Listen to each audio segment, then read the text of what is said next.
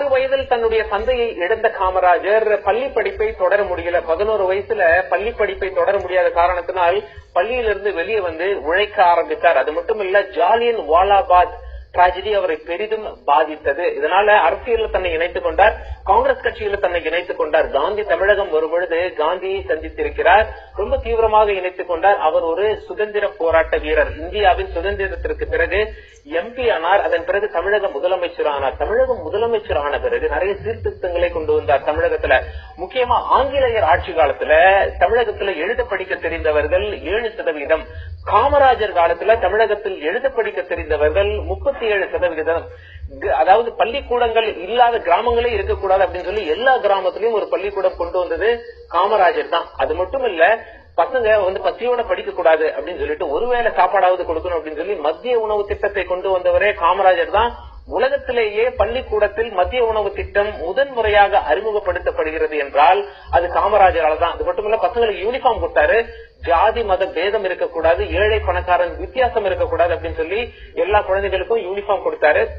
இது வந்து school எஜுகேஷன்ல, higher எஜுகேஷன்ல IIT மெட்ராஸ்ல கொண்டு வரப்பட்டது காமராஜர் காலத்துலதான். இது மட்டும் இல்ல, விவசாயத்துல தமிழகம் சிறந்து விளங்கியது. நிறைய அணைகள் கட்டப்பட்டது, நீர்த்தேக்கங்கள் கட்டப்பட்டது, காய்ந்த நிலத்துல எல்லாம் தண்ணி ஓடுனது. சுமார் 2000 கிணறுகள் காமராஜர் காலத்தில் தமிழகத்தில் வெட்டப்பட்டது என்று சொல்கிறார்கள். விவசாயத்தில் தமிழகம் சிறந்து விளங்கியது.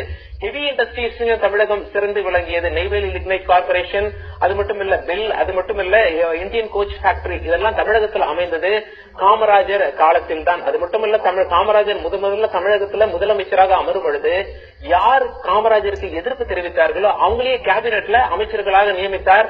அரசியல் காழ்ப்புணர்ச்சி கூடாது என்பதற்காக 3 முறை தமிழக முதலமைச்சராக இருந்த காமராஜர் தானே முன்வந்து பதவி விலகினார். காங்கிரஸ் கட்சி வேகத்தை இழக்கிறது, காங்கிரஸ் கட்சி முன்னேற வேண்டும் என்றால் முக்கிய ஆட்கள் பதவி விலகி காங்கிரஸ் கட்சிக்காக உழைக்க வேண்டும் என்று ஓபனா பேசினார். அதற்கு பிறகு 6 மத்திய அமைச்சர்கள், 6 வெவ்வேறு மாநில முதலமைச்சர்கள் காமராஜரை பார்த்துட்டு தன்னுடைய பதவியை அவங்களும் ராஜினாமா பண்ணிட்டு காங்கிரஸ் கட்சிக்காக உழைக்க முன்வந்தார்கள். அது மட்டும் இல்ல, நேரு என்ன பண்ணார் அப்படின்னா, காங்கிரஸ் கட்சியினுடைய தலைவராக டெல்லிக்கு கூப்பிட்டு காமராஜரை நியமித்தார்.